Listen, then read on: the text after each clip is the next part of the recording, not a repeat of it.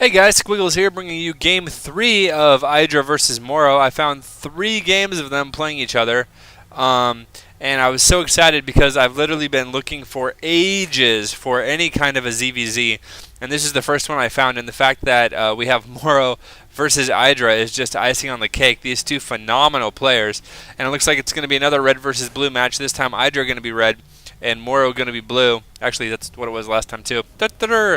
But both other games were really good. If you haven't seen them, you can check them out on my channel, and I'd appreciate it. And just tell me, what you think of them, as well as what you think about my casting and what I can improve on, and blah blah blah blah blah blah blah. And if you like what you see, subscribe and blah blah blah and all that other stuff. As I make little green boxes over and over on EGIdRA's hatchery. This is going to be on Naga Caverns, a map which I absolutely abhor, but I am a Terran, so I guess it's only to be expected.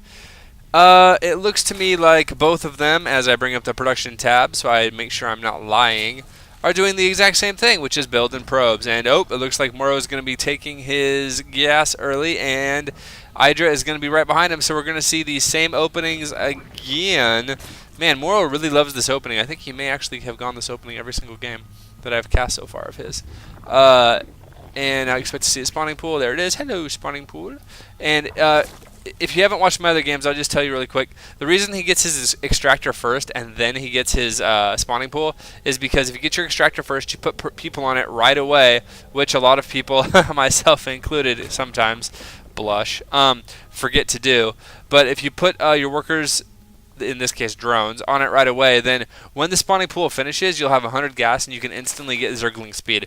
So this is not quite as economic as other builds, but what it does do is it makes it incredibly safe, and you can use it against any of the 3 matchups. It's actually really strong against any of them. It keeps you incredibly safe, and then say you're playing against Protoss or Terran and they try to block it, like Protoss being annoying with pylons and probes and stuff. You just wait until you have zerglings out, you start getting speed right away, and then you just send your zerglings out here, chase away the probe, throw down your expansion, and it's super easy peasy. So this is a really easy build, and it's one that you can do, or opening I should say, and it's one that you can do over and over again, and it's really hard to be harassed, really hard to be harassed, because you're so safe. And let's see, what do we have going? It looks like banelings, coming out for both players, or baneling nests anyway. So it's going to be speedlings and banelings, and it doesn't look like any roaches are going to be making an appearance today, as we see in the middle of the map. Just tons of dots everywhere. And it looks like MorroW going to be running a few zerglings, and EGIdRA going to be saying, fine, you can go. I'm just going to make a couple more sets of zerglings and send mine to your base. So now MorroW is he's going to be holding his ramp, and it looks like, no, never mind. He says screw it. He's going to go back and get his queen in the fight, and there we go. There's the defense I was looking for, as EGIdRA kind of pokes in, pokes out, and looks around. But MorroW is going to be totally safe with his zerglings and his queen, and now the baneling nest is done for both players, and it's going to be up to both of them now to see who has the best micro and who can lose the fewest zerglings to these banelings, because we all know one zergling can morph into one baneling. Look at that, for just the cheap sale price of 25 minerals and 25 gas, you too can be a baneling in 20 seconds. And it's going to all come down to how few zerglings they can lose, because these banelings just absolutely wreck these group of zerglings. You can see these zerglings are totally bunched up. That's just the way the AI works in Starcraft 2. So, and especially because in StarCraft 2, as opposed to StarCraft 1, you can have as many units as you want in a single group. In StarCraft 1, you could only have 12, and that is another story for another time, but it made it kind of difficult to control units. You ended up using all of your hotkeys, 1 through 0, just for controlling zerglings.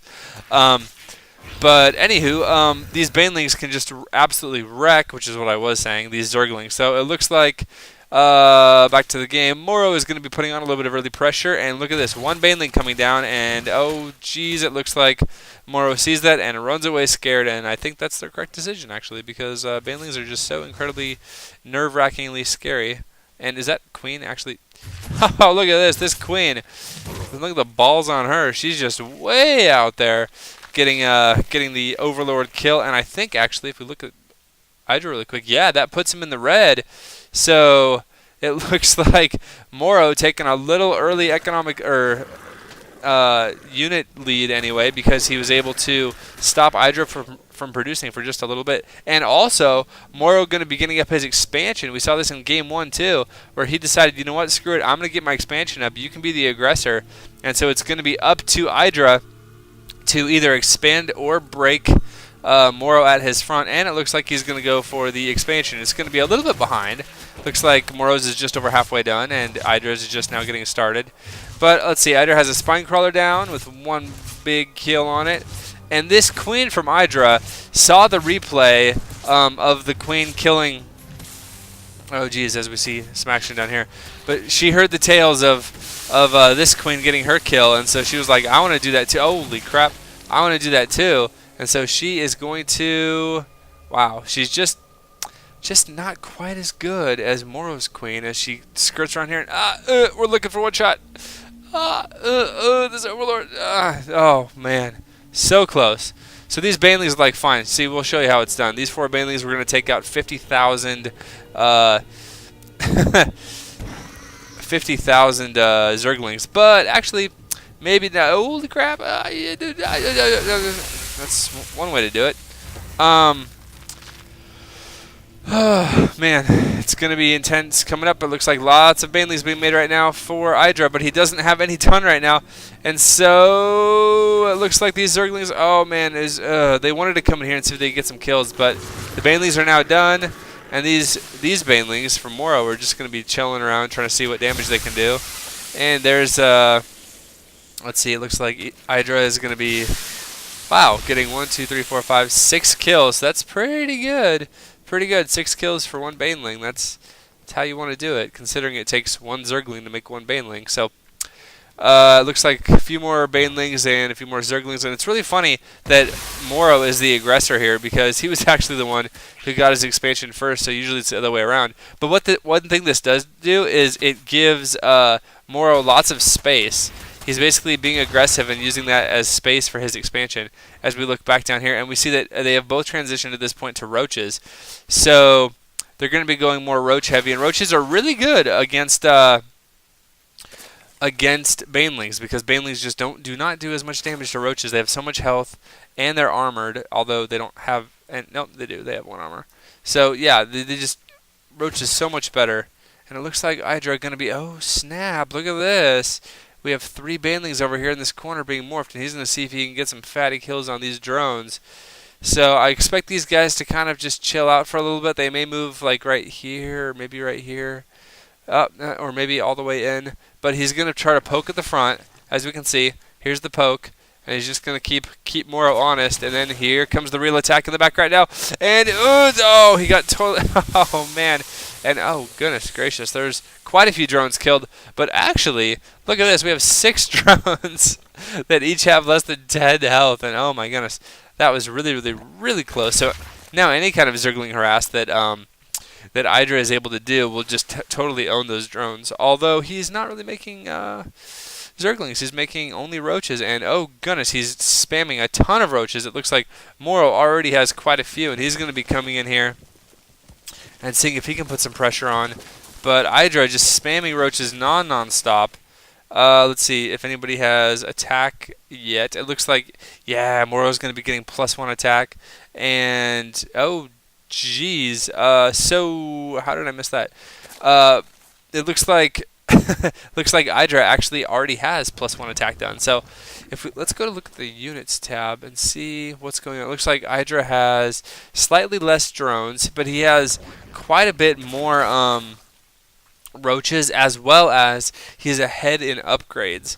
So right now, EGIdRA's looking in incredibly good shape. That extra +1 attack is just gonna, I think, just wreck MorroW's world. So it's gonna be up to MorroW to really get a lot of units. And here he comes, getting looks like 11 roaches now, and expanding again to the gold. So both of them are just gonna go incredibly roach heavy. It looks like EGIdRA's adding on a Hydra den, and MorroW is expanding. So we're going to have to see the early third versus the early Hydras, which one is going to reign supreme. As, MorroW has double Evos up now, and I'm just curious. Let's go look at EGIdRA's base. Looks like he has 1 Evo there, And go into the main and see he has another Evo there. Yeah, so they both have 2 Evo chambers, and the Hydralisk Den is done. So Roach versus Roach is all about just like, I don't know who has more and who has better upgrades. But when you have Hydras, then it adds a whole new dimension to it, because this is what happens.